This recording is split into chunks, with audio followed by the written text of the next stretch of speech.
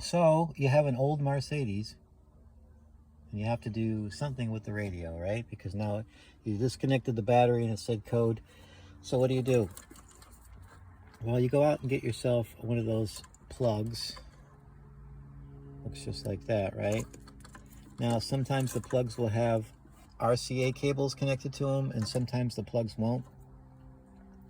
If you don't have RCA cables connected to it, you could just grab old RCA cables, and then you just end up, you cut them, right? And when you cut them, you get a center conductor, which is underneath the white wire, just a few strands of that. And then you get this ground shield that wraps around the cable that you have to connect to the other wire as well for the ground part of the speaker wire.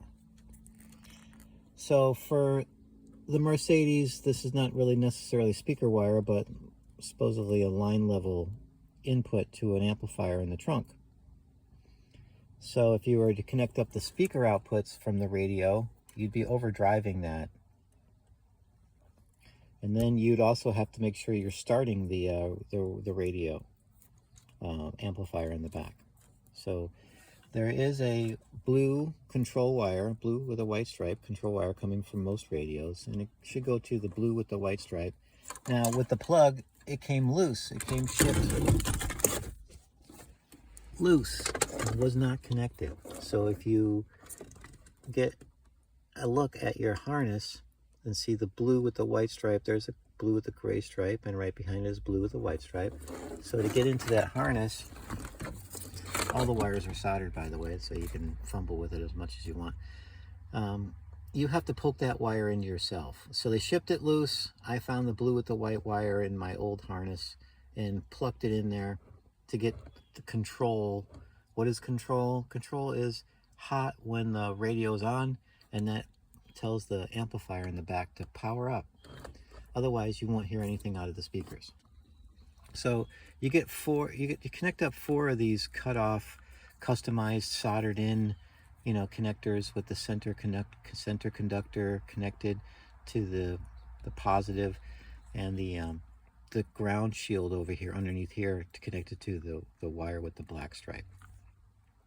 You do that for all 4 speaker outputs, and then you just play, you switch them around until you get the noise out of the which one, right front and left front or whatever, and you keep on switching those around until you get it all correct, and that could be a lot of fun. That's a little challenging right there.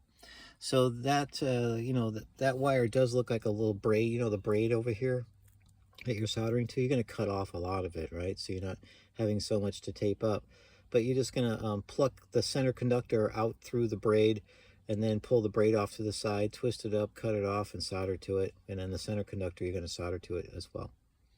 So that's the 4 outputs that go to a Bose amp hiding in the trunk of a Mercedes.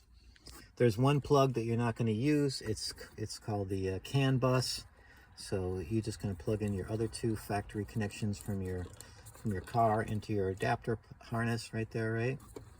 And one's mostly basically speaker wires, and the other one or inputs, and then the other one has a couple of power, ground, and so the accessory power, right? The accessory power was connected, in the right spot where this color is on the Mercedes, was connected to the yellow, and then so I just connected to the yellow of the radio.